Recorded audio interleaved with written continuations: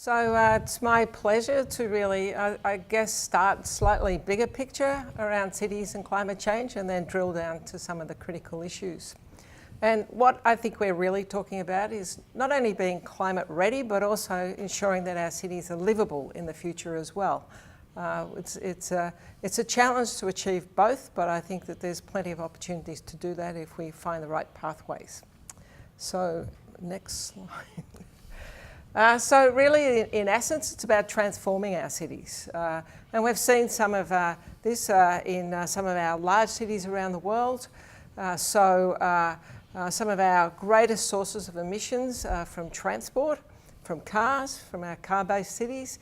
And so you've seen progressively around the globe, cities embracing mass public transit, light rail, and better connected systems.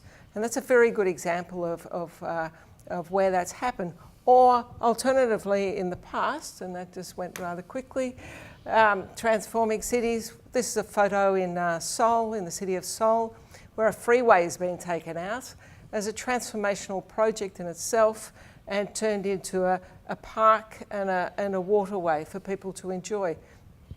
This is now the #1 tourist destination in Korea, not just in Seoul. And so it also is an example of an enormous economic success coming from a project that was really addressing a significant issue within that city of heavy car, truck transport coming through the heart of the town. So it's a very successful project. As we know, more storms will come, so we need to plan for that. And as planners, I'm a planner, we've said this for a long time, and sometimes we feel like we're repeating ourselves. But we are starting to see some traction, particularly at the subnational level and at the city level. And we're focusing on cities today. So within Australia, city of Sydney, Brisbane, Melbourne, Adelaide, I can go right around the country, are really starting to take climate change very seriously. Of course, we're a highly urbanised nation and most of our people live on the coastal edge. And so in this country particularly, this is very relevant. Another very significant factor when it comes to planning for climate change and adapting our cities for climate change is heat. Heat not only affects biodiversity, but also affects and our landscape, but affects us as human beings. We can only get so hot before we die. And that's come through in the statistics where we've had prolonged heat waves, and just really in the last 5 years. And the hospitals have recorded significant peaks during those times of patients coming in, admissions. So localised action, precinct planning, integrated precinct planning, focusing on biodiversity and landscape and cooling those environments is critical for our future. And connected to this is a statement that is made actually by the Chair of Landscape Architecture at Harvard, and he really talks about bigger cities, bigger parks. And within Australia, we do have this fine legacy in most of our cities of very significant parkland in our central core. And Melbourne and Sydney are great examples of that. But have we actually continued that pattern of developing those parks as our cities have expanded? And largely the answer is no. So where are the big parks on the urban edge? Where are the big parks in the middle of our suburbs that will also provide space for like the lungs of our city, but space for cooling our city in a hotter environment? We are starting to get pretty good on targets, and I know that City of Melbourne and Sydney and Adelaide particularly, and Brisbane I'm sure, and the other capitals have very specific targets now that they're working to, and I think targets are really important. I think it's a very important message for cities, and we can do this at a city level. It's not like we're dealing with the whole nation. And so I've just put an example in something close to my heart. Where in the ACT in 2012 we set what I would really regard as a stretch target of 100% renewable electricity by 2020, and in 3 years we'll be there. And we're even surprised by that, so we're delighted by it, but it was really by setting that stretch target, that very specific target that focused everyone's attention and has provided a pathway for us to achieve that outcome.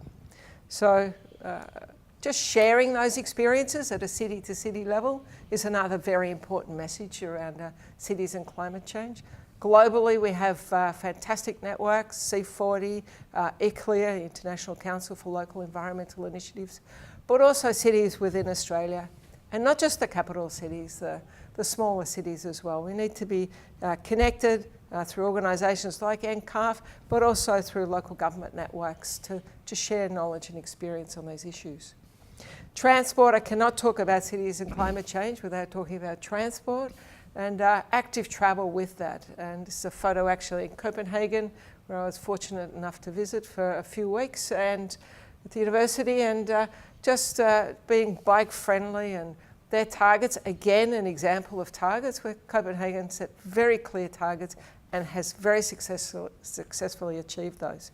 And developed an integrated transport system to do that. So you don't have to kind of embarrassingly try and put your bicycle on the train, but there's actually a carriage with a bike painted on the carriage, and that's where you go, and everybody does. It's fantastic.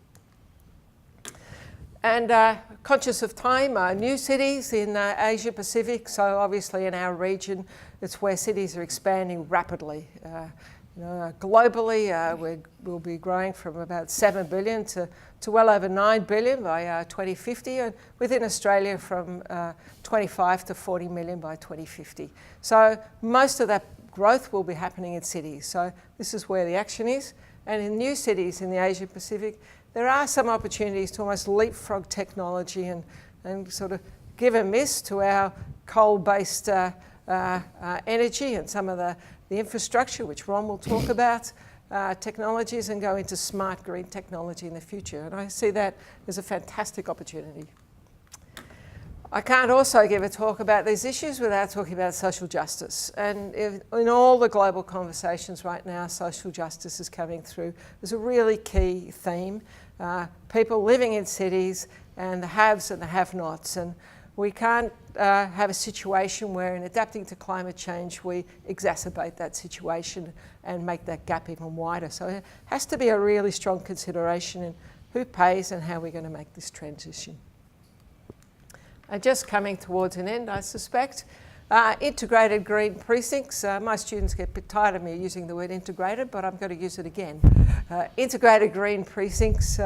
If we don't connect these dots, then we won't get these outcomes. So whether it's transport, housing, water, energy, biodiversity, all these factors need to be planned together, and very much at a local level, at a precinct level, demonstrating how it can happen, even if it's just one block to start with, showing how it can happen.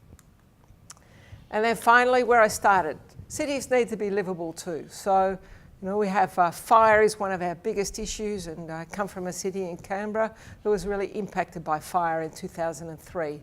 But that doesn't mean we're all going to live in concrete bunkers underground. So again, we have to find a pathway where we can have a landscape planted for the future that can adapt to a warmer environment, but also can minimise the risk when it comes to inevitable fire. The head of Emergency Management Australia uses the word inevitability, and he's absolutely right. These things will happen, and we need to be prepared.